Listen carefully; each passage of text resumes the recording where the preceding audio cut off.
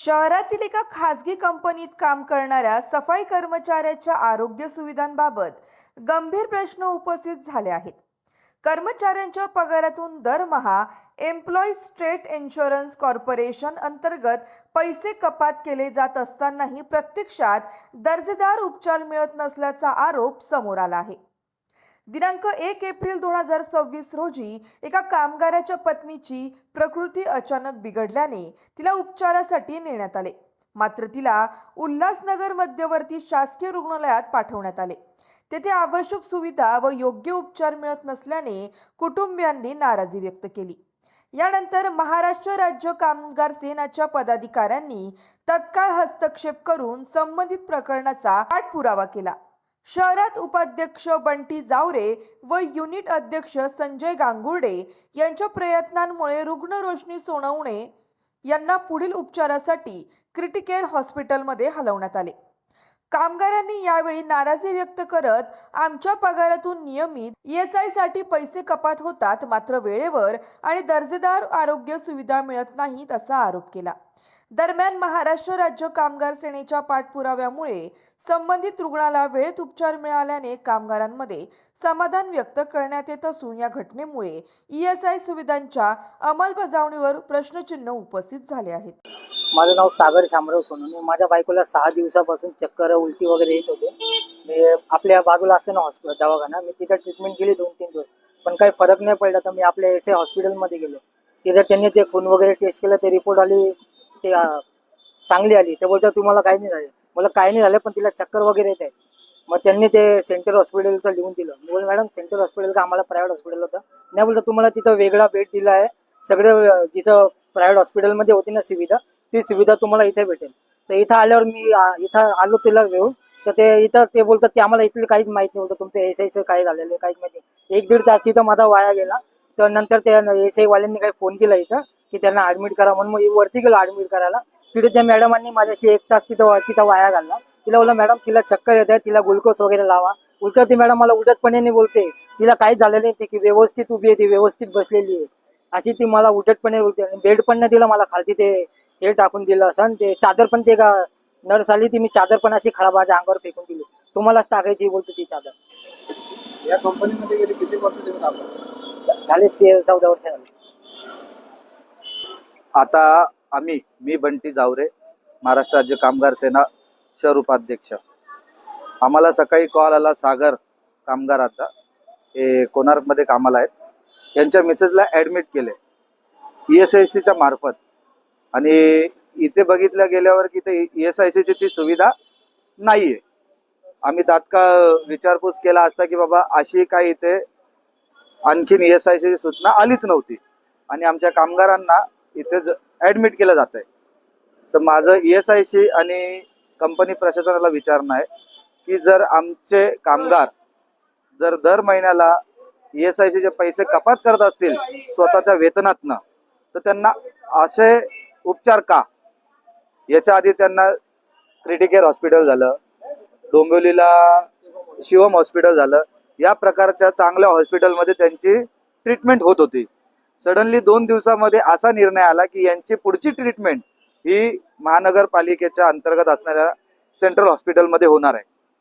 जर ESICचे पैसे भरून सुद्धा आम्हाला इथेच ट्रीटमेंट घ्यायचे, तर आम्ही ESIC का भरावी, हे आमच्या कामगारांचं म्हणणं आहे आणि आमच्या संघटनेचं म्हणणं आहे. आता त्यांची प्रमुख मागणी काय आहे, त्या संबंधित तुम्ही संबंधित अधिकाऱ्यांची चर्चा केली आहे का? आम्ही कंपनी प्रशासनासोबत पण चर्चा केली. त्यांनी सांगितला हा निर्णय आहे ESIC हॉस्पिटलचा. आता बघा, ESIC हॉस्पिटल आता इथे रेडी नाहीये. आमच्या कामगारांचे ते हाल होतातच. आणि जे पवईला त्यांचं छोटं हॉस्पिटल आहे, तिथनं रिफर करतात ते की बाबा तुम्ही या हॉस्पिटलला जाऊ शकतात. तर तिथून असं सांगितलं गेलंय की तुमच्याकरता इथे स्पेशल तुमचा वार्ड, तुमचे बेड वेगवेगळे असणार आहेत. पण इथे आल्या असता तिथे काहीच सुविधा नाहीये. सध्या प्रमुख मागण्या काय आहे? आमची मागणी अशी आहे, जेव्हापर्यंत ESIC हॉस्पिटलची वेळेवर आणि जेवढा वेळ लागेल की बाबा तेवढ्यात त्यांची ओपनिंग होईल, त्याच्या आधी जसं चाललेलं प्रायव्हेट हॉस्पिटलमध्ये आमच्या कामगारांचे उपचार होत होते ते सुरू ठेवावे बस. ट्रीटमेंट म्हणजे इथे साध्या कर्मचाऱ्याला बेड सुद्धा नाहीये, खाली गादीवर झोपून त्यांचा उपचार कसा होईल.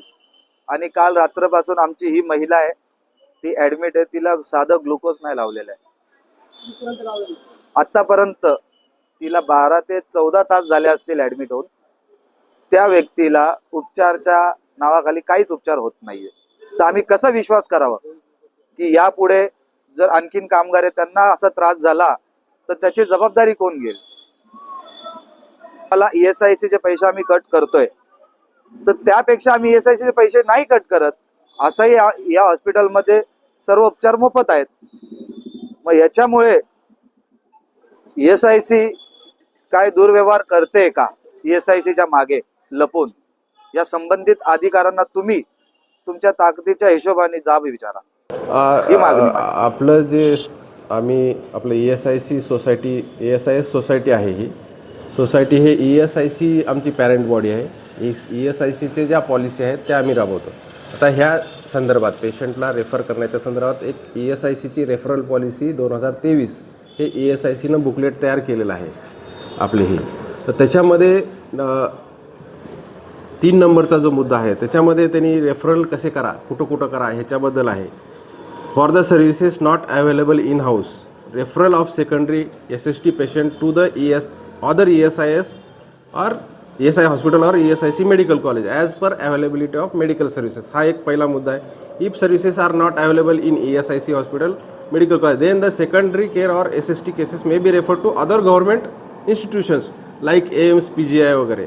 Referral to tie up hospital should be minimized and resorted as last resort.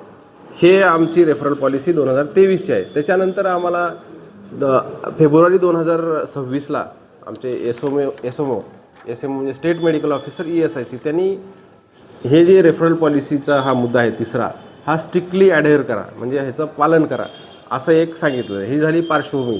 त्याच्यानंतर स्टेट गव्हर्नमेंटची आपली सोसायटी आहे, त्यामध्ये आपले मुख्य सचिव साहेब आमचे अध्यक्ष आणि आरोग्यमंत्री असतात. मुख्य सचिवांनी एक पूर्ण महाराष्ट्रात आपल्या ESICला सोसायटीला निर्देश दिले की तुम्ही जे आपले गव्हर्नमेंट हॉस्पिटल आहेत त्याच्याबरोबर एम्पॅनल करायचं आहे.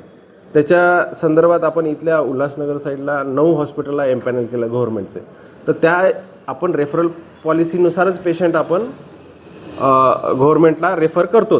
जर गव्हर्नमेंटला काही इश्यू असेल तर मग आपण नियर बाय ESIC हॉस्पिटल किंवा टायअप हॉस्पिटल अशी आपली पॉलिसीनुसार आपण त्या पेशंटला आपण पाठवतो. कालचा जर प्रकार बघितला तर कामगार हे आपले पैसे कपात होते, मात्र मध्यवर्ती रुग्णालयामध्ये त्यांना हव्या तशा सुविधा त्या ठिकाणी मिळालेल्या नाहीयेत. अक्षरशः आपण जर तिथं पाहिलं की रुग्ण जे आहेत बेडवरती न झोपता खाली देखील त्यांना झोपण्यात आलेलं आहे.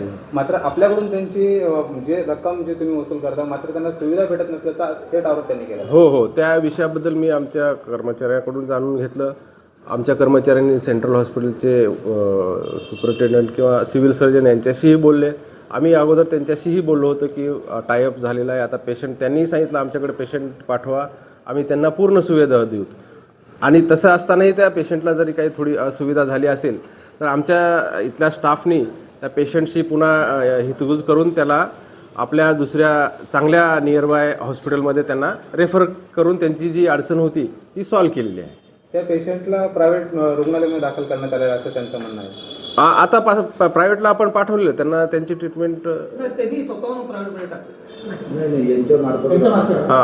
आपण जी काय अडचण होती ती सॉल्व्ह केलेली आहे. आणि त्याच्यामध्ये एक आहे की आता गव्हर्नमेंट हॉस्पिटलमध्ये जे आपल्याला असुविधा किंवा एवढ्या सुविधा आपल्या ESICला जे अपेक्षित आहे तेवढं जर भेटत नसतील तर मग आपण तशा असुविधेत पेशंटला पाठवायचं आमचंही असं काही हे नाही आहे. त्यांना त्यांच्या ज्यावेळेस तिथं सुविधा असतील त्यावेळेस आपण बघूयात. पण पेशंटला आपला IP इज VIP आहे, तर IP इज VIP म्हणून आमचं ब्रीदवाक्यच आहे.